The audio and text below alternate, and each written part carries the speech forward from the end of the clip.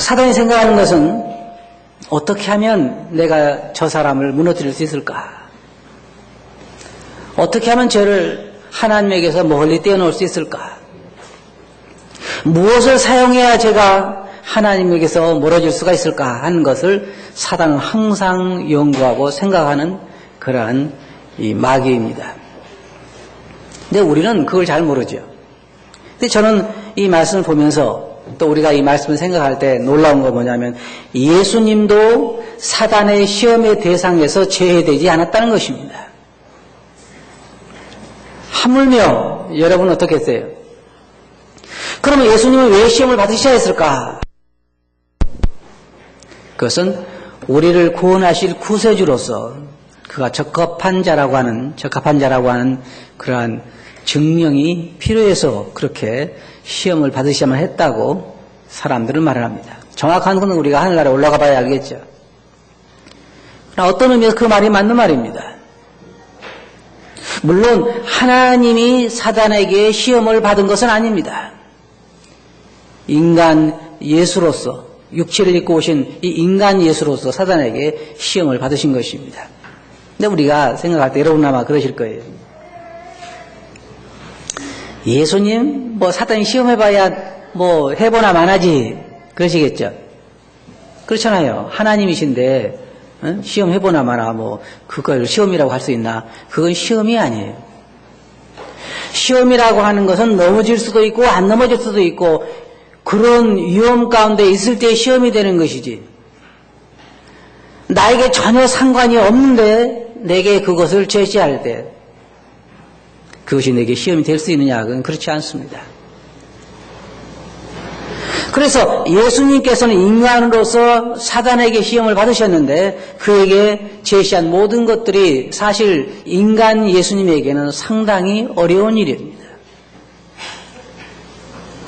여러분 잘 아신 것처럼 예수님을 시험하고 아담과 하와를 시험해서 넘어지게 만들고 그 후에도 수많은 사람들을 넘어지게 만든 그 마귀가 바로 이 사탄인데 그는 여러분이 잘 아시는 것처럼 거짓의 아비이고 살인자이고 그에게는 선한 것이라고는 조금도 존재하지 않습니다. 이건 참 재밌어요. 이상해요. 제가 미국에서 사탄을 숭배하는 사람들을 봤는데요. 어쩌면 그렇게 제 아버지를 닮았는지 모르겠어요. 왜 그런 줄 아세요? 사탄을 숭배하는 사람들은 상전 세수도 안 하는 것 같아요. 그리고 이발도 안 하는 것 같고 그리고 이들이 하는 건 뭐냐면은 온갖 범죄를 저질러요. 살인과 간음과 절도와 이런 거. 왜냐하면 자기 아버지가 좋아한대요. 그렇죠? 누가 좋아해요? 자기 아비가 누구예요? 거짓의 아비이고 살인자이고 그렇기 때문에 그들은 그 아비에게 제사를 지내기 위해서 그 아비가 좋아하는 걸 해요. 그게 바로 요한이 1서에 말하고 있는 것이 뭐냐면 빛에 속한 자들은 그 아비의 행위를 따라한다 그 말입니다. 그래서 예수님께서 저번에 우리가 공부한 것처럼 너희가 아브라함의 자손이라고 말하지만 내가 볼 때는 아브라함의 자손이 아니다. 왜냐하면 너희가 진정으로 아브라함의 자손이라고 하면 너희의 아비의 행위를 너희도 했을 것이다. 근데 빛된 나를 미워하는 걸 보니까 너희는 너희 아버지 아브라함에게 속한 것이 아니라 너희 진짜 아버지는 사탄이다. 마귀다. 그렇게 이야기를 하셨어요. 너희 아비의 마귀에게서 났으니 너희 아비의 욕심을 너희도 행하고자 하느니라. 이 사단이 수많은 사람들을 진리에서 멀어지게 하고 수많은 사람들을 하나님에게서 멀어지게 하고 하나님을 의심하게 만들고 복음을 받지 못하게 하고 우리 성경에 보면은 어떤 사람이 나가서 씨를 뿌릴 새에 길가에 떨어지며 새들이 와서 먹었고라고 이야기했을 때 주님께서 말씀하시기를 하나님 말씀을 듣지만 마귀가 즉시 와서 그 말씀을 빼앗아가는 것이오라고 말하고 있습니다. 이 설교 시간에도 마찬가지예요. 여러분 지금 여기 와서 앉아 계시지만 지금 집안 생각하는 분도 계실 거고 아니면 두고 온 떡 생각하는 분도 계실 거고 여러 가지 생각으로 마귀가 여러분 머릿속에 하나님 말씀이 들어가지 못하도록 하는 사람도 있을 것입니다.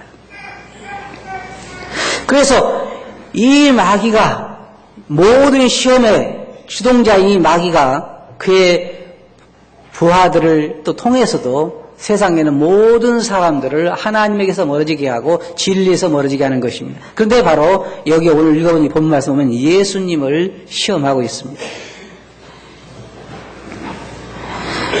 우리가 마귀가 하는 일을 보면 욥기 1장에 보면 그 사단이 여호와께 대답하여 가로되 욥이 어찌 까닭 없이 하나님을 경외하리까? 라고 사람들을 순수한 사람들을 송사하는 걸 보게 되고 베드로전서 5장 8절에 보면 근신하라 깨어라 너의 대적 마귀가 우는 사자같이 두루다니며 삼킬 자를 찾나니 마귀는 자지도 않아요. 좀 잤으면 좋겠어요. 잠이 좀 많아가지고 잤으면 좋겠는데 마귀는 자지도 않고 계속해서 그의 추종자들과 함께 진리에 속한 자들을 넘어뜨리기 위해서 우는 사자같이 삼킬 자를 찾아다닌다 그랬습니다. 조금 전에 말씀드린 것처럼 어떤 사람을 믿음에서 떠나게 할 수 있을까? 또 어떤 사람을 주님을 섬기는 그 열심에서 돌아서게 할 수 있을까? 또 어떤 사람을 도덕적으로 힘을 쓰지 못하도록 완전히 무릎을 꿇게 만들 수 있을까? 수많은 사람들이 도덕적으로 중간에 넘어져서 더 이상 힘을 쓰지 못하고 있는데 그것은 뭐냐면 사단이 그들을 그렇게 넘어지게 만든 것입니다. 또 어떤 사람을 하나님의 약속을 의심하도록 만들 수 있을까? 무엇을 사용해야 될까? 어떻게 해야 그를 비참하게 무너뜨릴 수 있을까? 이것이 사단이 그리스도인들을 향하여 가지고 있는 생각인데 바로 주님에게도 그것을 사용했습니다. 여러분 잘 들어보시기 바랍니다. 사단의 시험의 대상에서 제외될 수 있는 사람은 한 사람도 없습니다. 아담과 하와를 비롯해서 예수님까지 모든 사람들이 사단의 시험의 대상이 됐습니다. 아담과 하와가 그 대상이었고 요셉도 여러분 아시죠? 요셉도 팔팔한 청년 시절에 바로 사단을 통해서 시험을 받았습니다. 보디발의 아내가 나와 동침하자. 아무도 모르지 않느냐. 우리 둘만 있는데 누가 알겠느냐. 참 좋은 유혹 같지만 그건 요셉을 무너뜨리기 위한 사단의 접근이었습니다. 가인도 그런 대상이었고 가룟 유다가 하고 있는 일이 예수님과 함께 다니면서 돈꾀를 맡았는데 돈꾀를 맡은 분들 참 조심하셔야 돼요. 그런 유혹이 있어요. 뭐 몇만 원 가지고 다니면 그런 유혹이 없겠지만 수십억을 가지고 다니면 조금 뺏어도 모를까 하는 그런 유혹을 받을 수도 있습니다. 이 유다의 머릿속에 계속해서 물질에 대한 그러한 욕심을 불러일으켜서 결국은 유다를 예수님을 은삼십에 팔도록 유도한 그러한 사단을 우리는 볼 수 있는데 여기 주님을 시험하는 시험을 보면 맨 먼저는 먹는 시험이었습니다. 다시 말하면 의식주에 대한 시험이라는 것입니다. 여러분 중에 금식을 해보신 분들이 들어 계실 텐데 며칠 동안이나 굶어보셨어요? 40일을 굶어보신 분 계시면 한번 손 들어보세요.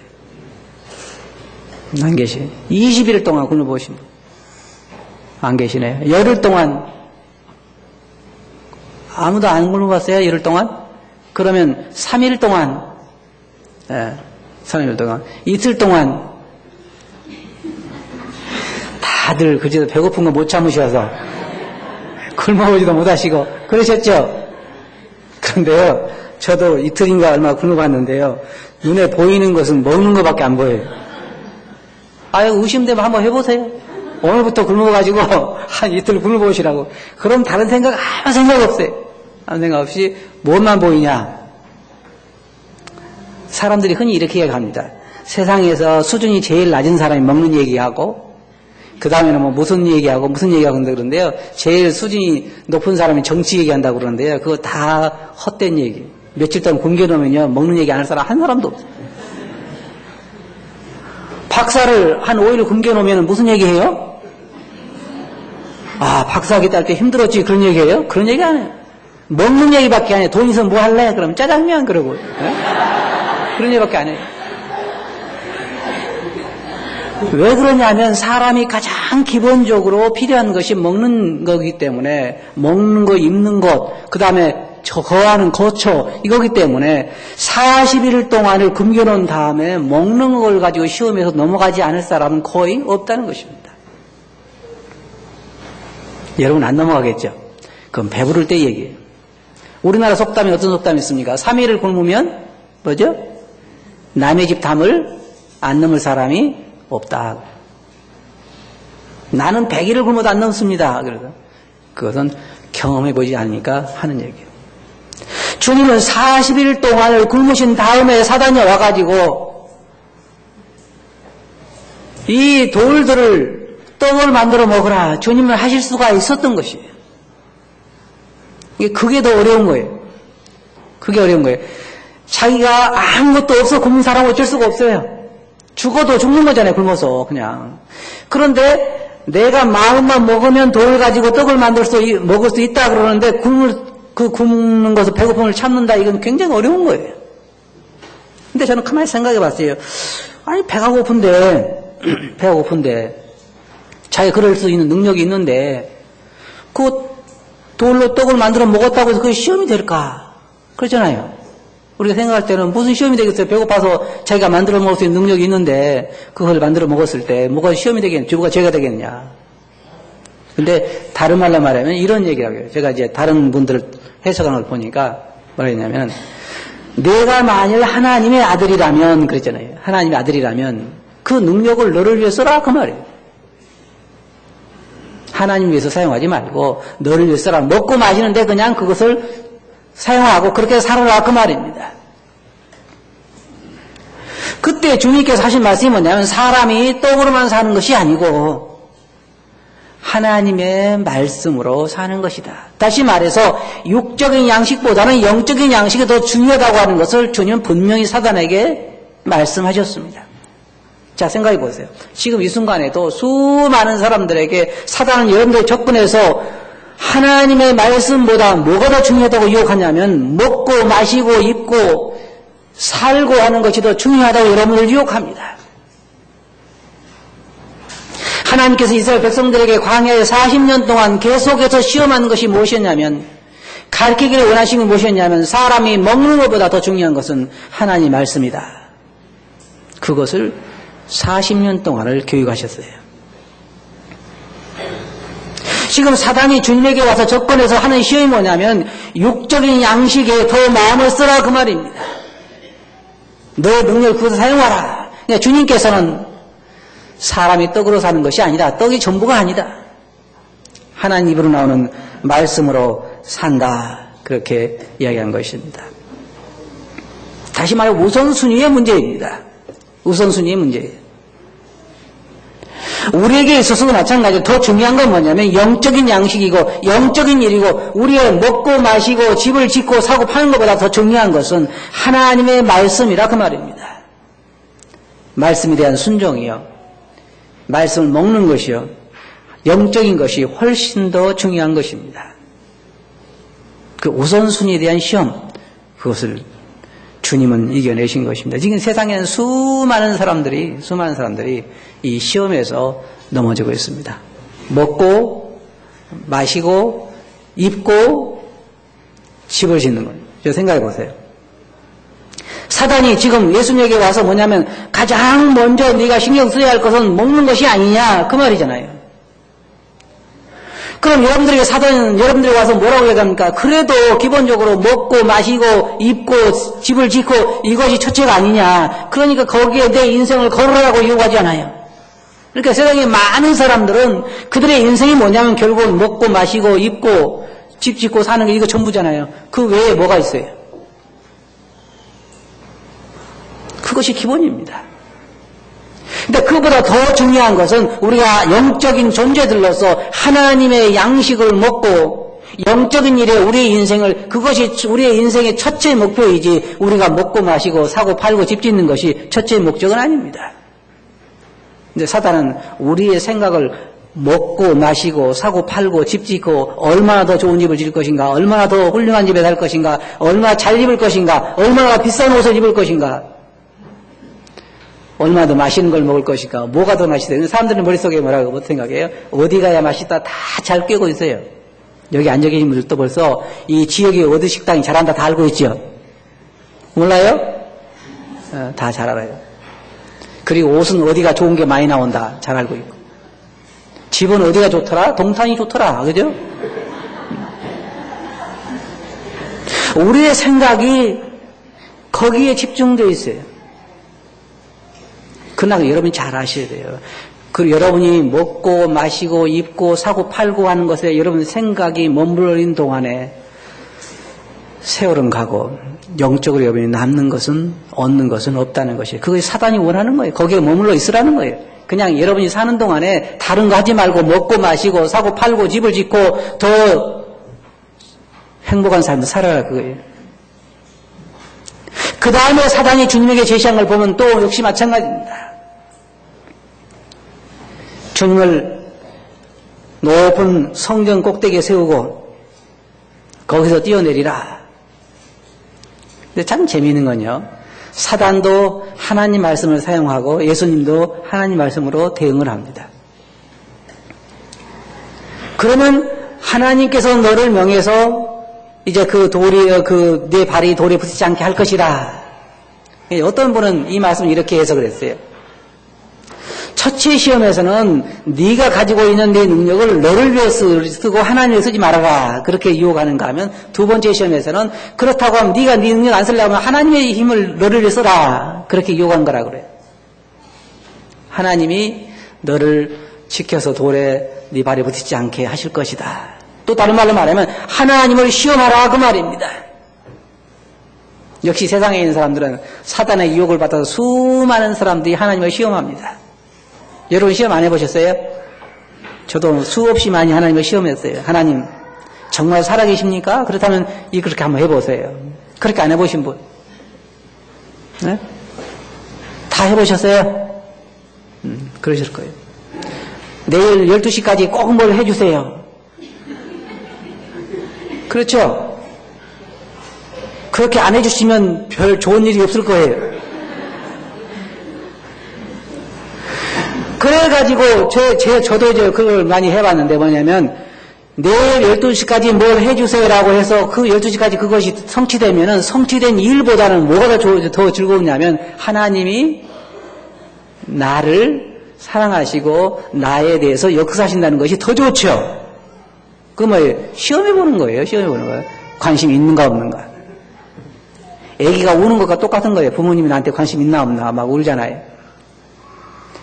그러니까 여기 보면 이 예수님에게 사단이 그런 시험을 한 거예요. 다시 말해서 명예를 얻으라 그 말이에요. 사람들이 너가 만약에 저 성전 꼭대기에 뛰어내려서 전혀 상하지 않는다고 하면 사람들이 너를 공경할 것이고 너를 받들어서 네가 명예를 얻지 않겠느냐. 또 하나님의 능력을 너를 위해서 시험하라, 사용하라, 하나님의 시험해오라.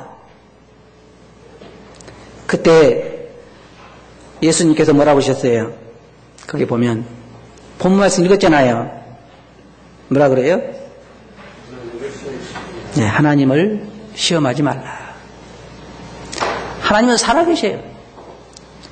하나님 능력이 있으시고 여러분과 함께 하시고 여러분을 사랑하시고 그런데 우리가 사단이 뭐냐면 자꾸 하나님을 시험해 보도록 하는 거예요. 하나님 너를 사랑하시느냐. 마귀가 그랬잖아요. 하나님이 너희들을 정말 저 과일을 먹지 말라고 하시더냐. 자꾸 우리들에게 하나님을 의심하게 만들고 하나님을 시험하게 만들고 하나님보다는 그리고 또 한 가지로 생각할 것은 하나님의 능력을 나를 위해 사용하도록 만들고 하나님께 영광을 돌리기 못하도록 만드는 것이 사단이 주로 하는 일이라고 하는 것입니다. 그 다음에 우리가 볼 수 있는 것은 주님을 천하 만국을 다 보여주고 그 천하 만국을 보이면서 내가 만일 내게 절하면 내가 이걸 다 주겠다 그러더라고요. 여러분은 어때요? 천하까지 갈 거 없죠?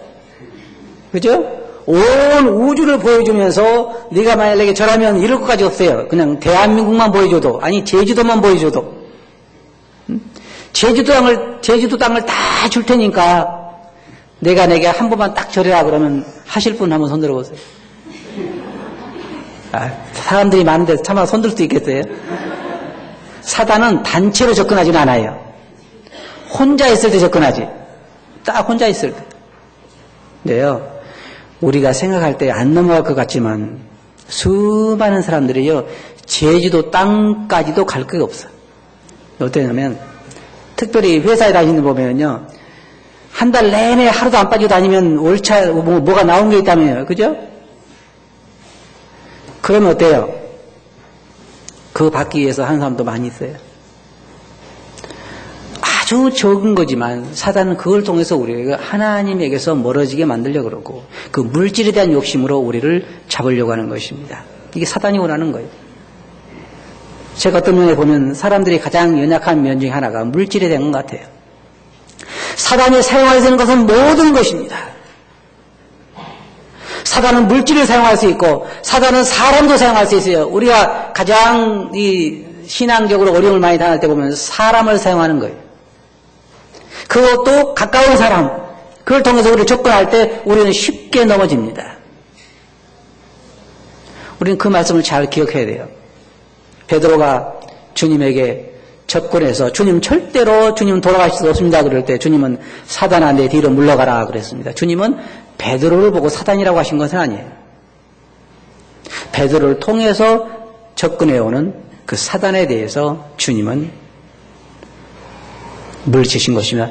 여러분 잘 보시기 바랍니다. 이 말씀을 보면 사단이 예수님을 광야에서 시험하시고 나서 아주 예수님을 영원토록 떠나버린 것이 아닙니다. 잠시 떠나니라 그렇게 계속해서 예수님을 십자가를 가지 못하도록 하고 계속해서 예수님의 사역을 방해하는 것이 사단이었습니다. 더 놀라운 것은요, 사단이 자기 계획에 빠졌죠. 유다를 통해서 예수님을 팔고 예수님을 십자가에 못 박혀 죽이면은 예수님께서 그의 사역이 끝날 줄로 생각했는데 그것을 사단은 몰랐던 것입니다. 결국 예수님 십자가에 못 박히게 해서 자기가 만능한다는 것을 사단은 알지 못했죠. 주님은 온 천하를 다 자기에 보여주면서 만일 내게 절하면 내가 다 주겠다고 했을 때 주님은 그랬습니다. 하나님만 경배하고 그를 섬기라. 주님은 먹고 마시는 것에 있어서도 우선순위가 되어 있었고 그 다음에 명예나 이런 하나님의 능력을 사용하는 것에 있어서도 바로 되어 있었고 물질에 대해서 온 우주에 대한 것들도 주님은 그거에 대해서 올바른 생각을 가지고 계셨습니다. 인간 예수로서 말입니다. 근데 여러분 잘 기억하시기 바랍니다. 이것이 예수님에게 시험이 됐을까요? 됐던 것이에요. 안 됐으면 시험이 아니죠. 시험이 아니에요. 그래서 성경은 뭐라고 말하고 있냐면 예수님은 우리와 한결같이 시험을 받은 자로되 죄는 없으시니라 그랬어요. 그게 주님 다 아시는 거예요. 배고픔이 뭐든지도 아시고 많은 재물을 제시하면서 유혹해 왔을 때 그 어려움이 뭔가도 아시고 또한 하나님의 능력에 대해서도 그 모든 것에 대해서 환경에 대해서 어떻게 그것이 어려운가를 우리 주님은 시험을 통해 잘 아신다고 말하고 있습니다. 사단이 주로 사용하는 것들이요, 제가 볼 때 물질적인 것을 참 많이 사용하시는 것 같아요. 사용하는 것 같아요. 물질을 통해서 수많은 그리스도인들을 무너뜨리고 있고 또한 어떤 때는 사람과 사람 관계를 통해서 어떤 성도들 때문에 상처를 많이 받는다고 하는데 여러분 잘 기억하세요. 그 성도가 문제가 아니라 그 뒤에 그를 통해서 역사는 사단이 문제라는 걸 여러분이 아셔야 돼요. 문제는 사단의 목적이면 여러분을 무너뜨리는 데 목적이 있는 거예요. 여러분이 눈만 감으면 생각나는 여러분의 철천지 왼수가 있다고 하면 그가 성공하는 게 좋습니까? 망하는 게 좋습니까? 성공하는 게 좋다는 사람 한번 손 들어보세요. 우리나라 사람들 그러잖아요. 그가 망하면 몇 년 묵은 체중이 내려갔다가 그러잖아요. 사단이 원하는 게 바로 그거예요. 여러분을 무너뜨리는 것입니다.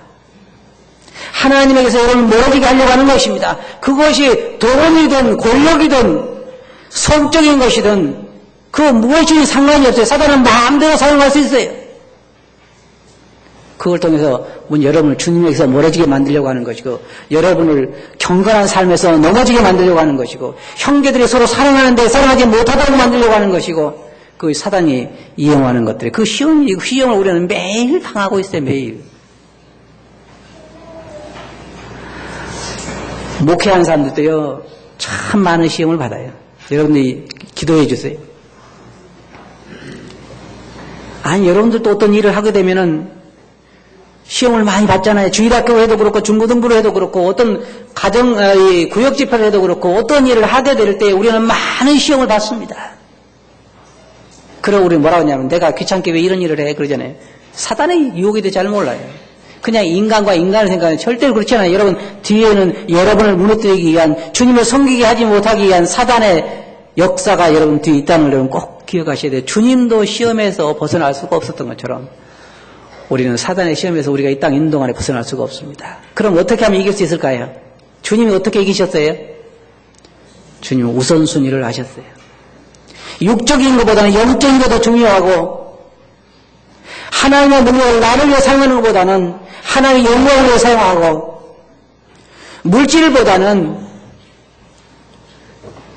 영적인 것이 훨씬 더 중요하다는 걸 여러분이 아시고, 사단이 시험할 때 주님께서 말씀으로 그 시험을 물리치신 것처럼 우리도 하나님 말씀에 서 있고 능할 때 우리는 시험을 이길 수가 있습니다. 빛 가운데 있을 때 우리는 시험을 이길 수가 있어요.